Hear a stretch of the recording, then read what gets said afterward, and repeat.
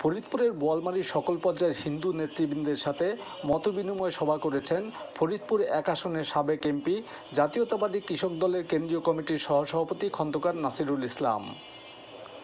বুধবার বিকেলে Boalmari George academy স্কুলে এ মতবিনিময় সভাটি অনুষ্ঠিত হয়। ফরিদপুর জেলা পূজা উদযাপন ফ্রন্টের আহ্বায়ক সঞ্জয় সাহার সভাপতিত্বে অনুষ্ঠানে অন্যান্যের মধ্যে উপস্থিত ছিলেন বোয়ালমারী উপজেলা বিএনপির সাবেক সাধারণ সম্পাদক অ্যাডভোকেট সিরাজুল ইসলাম, পৌর বিএনপির সাবেক সভাপতি শেখ আফসার উদ্দিন, বিমল বিশ্বাস, দীপক মালক, কৃষ্ণচন্দ্র প্রমুখ। মতবিনিময় সভায় বোয়ালমারী উপজেলার বিভিন্ন ইউনিয়ন থেকে আগত হিন্দু নেতৃবৃন্দ জাতীয়তাবাদী শক্তির পক্ষে আগামী নির্বাচনে থাকার প্রত্যয় ব্যক্ত করেন। এ সময় তারা কৃষক দল নেতা খন্দকার নাসিরুল ইসলামকে জাতীয় সংসদ নির্বাচনে ফরিদপুর ১ আসনে বিএনপির মনোনয়ন দেবার জন্য দলটির চেয়ারপারসন বেগম খালেদা জিয়া ও ভারপ্রাপ্ত চেয়ারম্যান তারেক রহমানের প্রতি আহ্বান জানান। বোয়ালমারী উপজেলা ও পৌর বিএনপি সহ অঙ্গ সংগঠনের আয়োজনে এই মতবিনিময় সভায় হিন্দু সমাজের বিভিন্ন পর্যায়ের প্রতিনিধিরা উপস্থিত ছিলেন।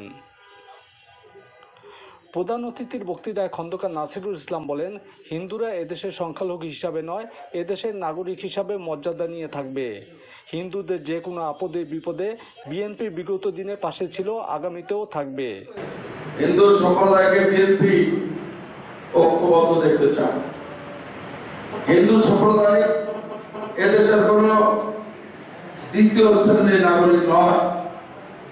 মুসলমানরা যেরকম সামাজিক, ধর্মীয় বিভিন্ন রকম স্বাধীনতা ভোগ করে, হিন্দু ভাইদেরও অধিকার রয়েছে মুসলমানদের মতো নাগরিক অধিকার ভোগ করা। নানাবিধ সমস্যা নানা সময় হয়, আপনাদেরকে নানাভাবে ব্যবহার করা হয়েছে। আপনারা কিন্তু মুসলমানদের থেকে রাজনৈতিক অনেক সচেতন।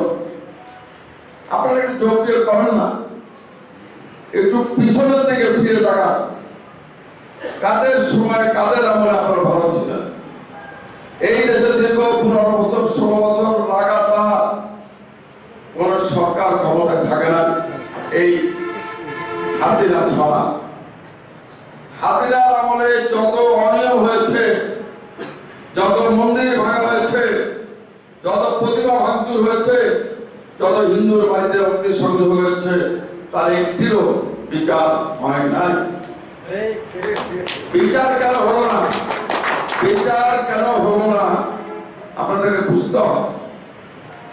শেখ হাসিনা মনে করেছে হিন্দুরা তোমাদের আছে, হিন্দুদের মার্কা তো একটাই, হিন্দুরা তো ভোট বছর ওখানে কেন্দ্রে গেলে ভোট ওখানেই দিবে, এটা তাদের ধারণা ছিল।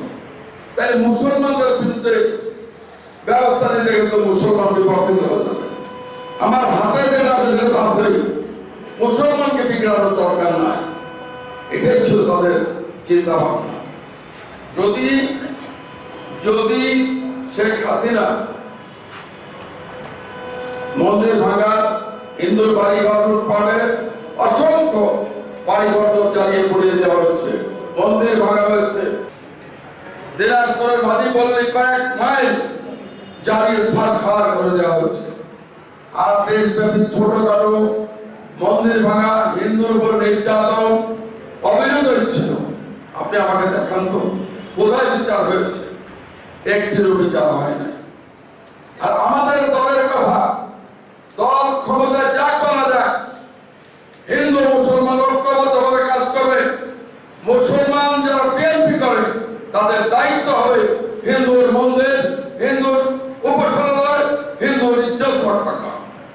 সংখ্যাগরিষ্ঠ